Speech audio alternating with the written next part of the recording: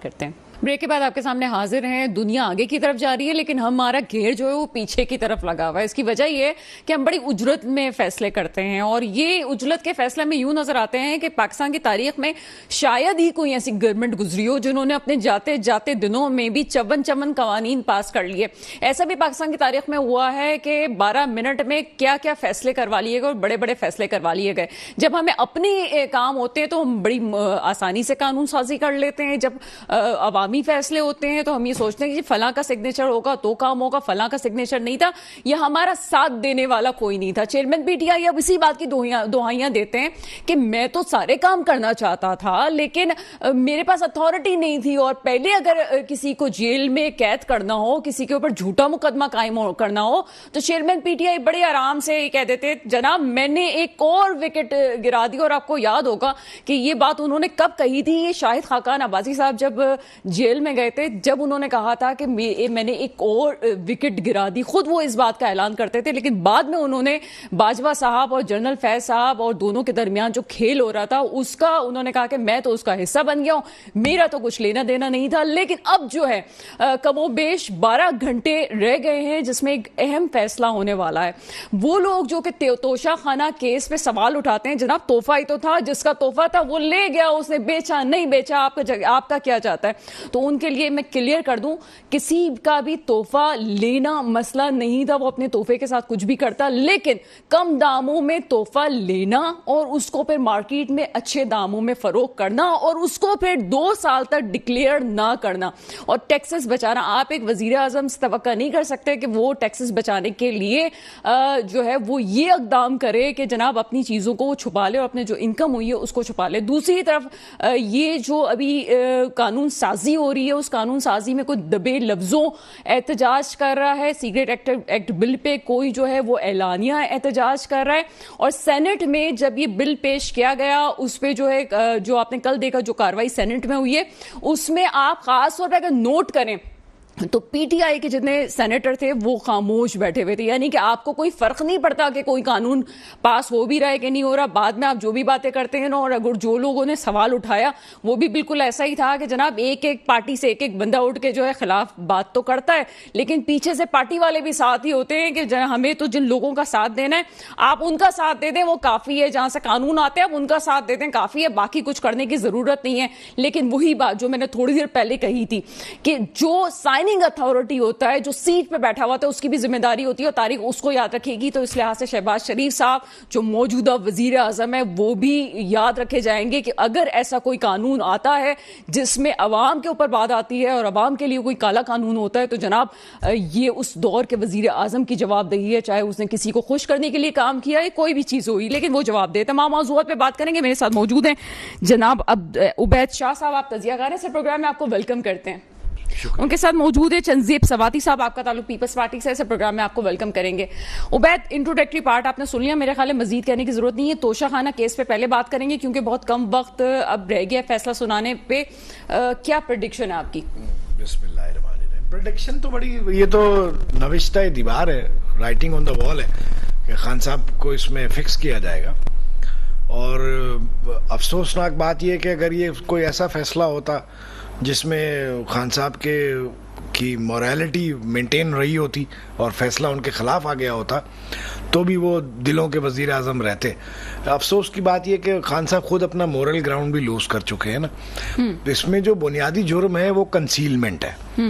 خان صاحب نے آج کی جو ڈیولپمنٹ ہے اس میں کہا کہ جی خواجہ عارف صاحب کے وہ پیش ہوئے جونیئر, انہوں نے کہا کہ جی میں وکیل صاحب کو انکم ٹیکس کنسلٹنٹ کو پیش کرنا چاہوں گا کہ ان کا بیان لے لیں, مجھے تھوڑی پتا ہوتا ہے کہ کیا گوشوارے جمع ہوئے کیا نہیں ہوئے. مطلب ان کو 3 سال 7 مہینے کچھ پتہ ہی نہیں چلا کہ مطلب مدعا یہ, میں آپ کو ڈاکٹر صاحبہ میں یہی عرض کر رہا ہوں کہ عدالت کے اندر انہیں کچھ پتا نہیں ہوتا, نیب کے سامنے انہیں کچھ پتا نہیں ہوتا, اور ویسے وہ دنیا کے ایسے عاقل اور بالغ اور ایسے عالم اور فاضل انسان ہیں کہ ان کے سامنے کوئی ٹک نہیں سکتا. دنیا کی ہر بات انہیں پتا ہے, وہ سب کچھ جانتے ہیں دنیا میں, دوسرے سب پاگل ہیں, سمجھے نا. عدالت میں آتے کہتے مجھے پتہ ہی نہیں ہے, نیب میں جاتے کہتے مجھے پتہ ہی نہیں ہے. اب میں بھی 15 साल से इनकम टैक्स भरता हूं हर साल, मेरा इनकम टैक्स कंसल्टेंट क्या फाइल करेगा वो मैं उसको इनपुट देता हूं। मेरी ये प्रॉपर्टी मैंने ले ली है, ये बेच दी है, ये गाड़ी मैंने ले ली है, इस दफा ये नहीं है, ये वो मैं बताता हूं। तो ये हो गया, तमाम पाकिस्तानी जानते हैं जो कुछ भी नहीं करता उसको भी अपना इनकम टैक्स गोशवारा भरवाना पड़ता है, और वो जाहिर सी बात है वो काम करते हैं। अब वो कहते कानून को फॉलो कर रहे हैं। वो कहते हैं मुझे क्या पता, मैं उसने पता नहीं क्या कहा क्या नहीं कहा, 2 साल डिक्लेयर नहीं किया, तीसरे साल जब बातें शुरू हो गई,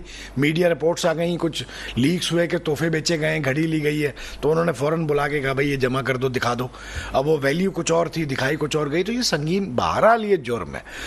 मोरल ग्राउंड अगर वो उन्होंने कंसीलमेंट नहीं की होती तो उनका ज्यादा अच्छा इसलिए होता कि मरियम बीबी तो कुछ भी नहीं थी, गाड़ियां ले गई, BMW ले गई, मियां साहब ले गए, जरदारी साहब ले गए, यूसुफ रजा गिलानी ले गए, ले तो सब गए। मैं उस पे बात इसलिए नहीं करी कि हमें देखिए बात थोड़ी सी सख्त हो जाएगी, लेकिन हमारी जिम्मेदारी है कि हम यहाँ पे बैठे हुए तो बात करें। आपको एक ऑब्जेक्टिव दे दिया जाता है कि ये ऑब्जेक्टिव है, आपको पहले 2018 से पहले एक ऑब्जेक्टिव दे दिया गया कि उसको चोर डाकू साबित करना है, तो वो जो चोर डाकू साबित करना था आपने उसकी तस्वीर पड़ी है। तो आप, मैं नहीं कहती जो सही है करप्शन को किसने नहीं की, लेकिन आपसे हमें इसलिए तवक्का थी जनाब, क्योंकि आप चोर डाकू होने का जो एक राग अलाप रहे थे दूसरे का, तो आप कहां फिक्स होते हैं। बहुत सही बात की आपने। हाई मोरल ग्राउंड यही था कि खान साहब जब जाते तो उनके बारे में पता चलता कि जी जो कुछ मिला उन्होंने तोशा खाने में जमा करा दिया, कुछ नहीं लिया। खान साहब ढिठाई से कहते हैं मेरे तोहफे थे, मेरी मर्जी, मैंने बेच दिया, आपको क्या तकलीफ है।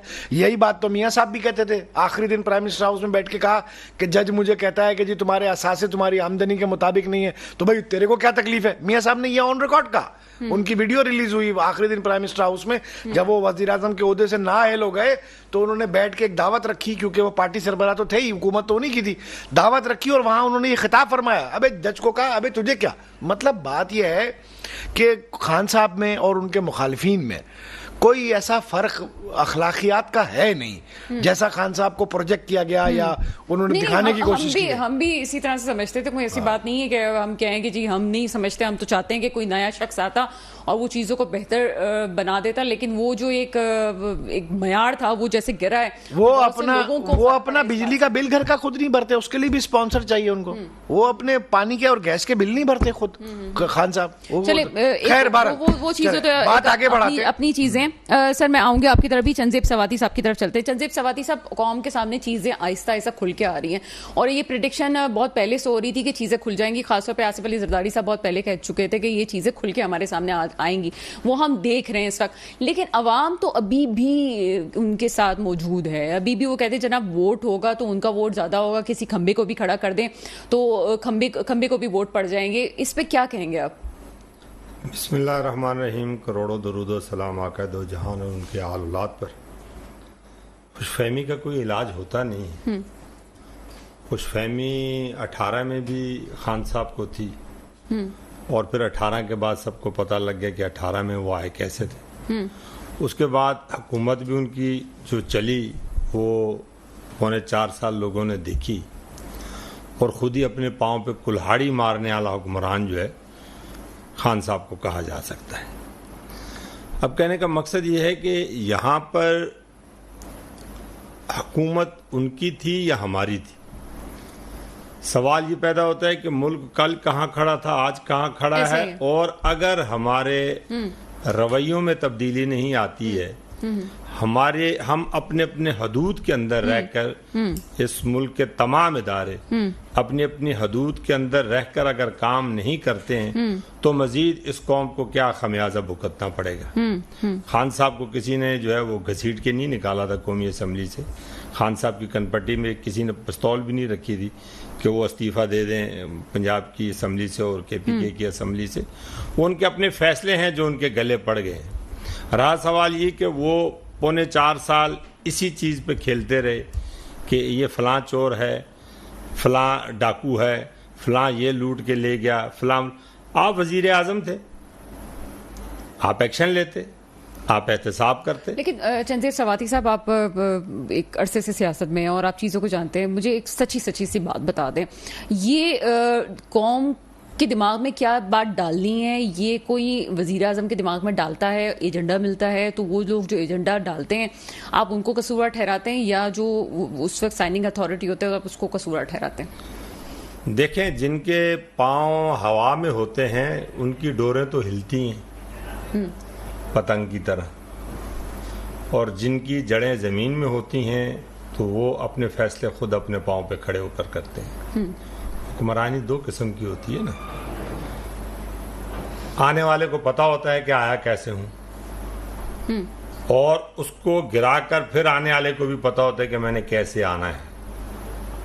تو حکمرانی جو ہے وہ تو اگر صحیح معاملات میں اپنے فیصلے کر کے، اتھارٹی وہی ہوتا ہے، اس ملک کا پرائم منسٹر جو ہے وہ اتھارٹی ہے، اس کے صحیح فیصلوں کی تو تعریف ہوگی۔ میں آپ کی بات کو ہی آگے لے کے چلوں، معذرت چاہتی ہوں، آپ کی بات کو ہی آگے لے کے چل رہی ہوں، تو پھر وہ جو کہانی کی جاتی ہے ایک پیج پہ ہونے کی، وہ نہیں ہونی چاہیے نا؟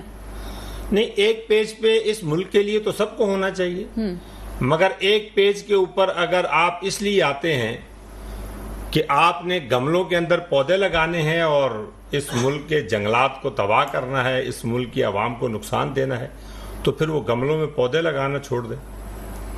یہ پتہ تو سب کو ہے، اور آج کے دور میں کوئی آدمی کہے کہ کسی آدمی کے دو چہروں سے وہ زندگی گزار سکتا ہے تو میں سمجھتا ہوں کہ آج کے دور میں بہت پتے کی بات کی آپ نے، لیکن آپ کو نہیں لگتا کہ تمام سیاستدان ہم یہی کر رہے ہیں، ہم بھگت رہے ہیں، اور کسی کو بھی اگر اب 2/3 میجورٹی پہ کسی گورنمنٹ کا آنے کی ضرورت ہے، 2/3 میجورٹی کے بغیر ہم تو ویسے بھی فیصلے نہیں کر سکتے، بلیک میل ہم ہوتے رہیں گے آگے بھی۔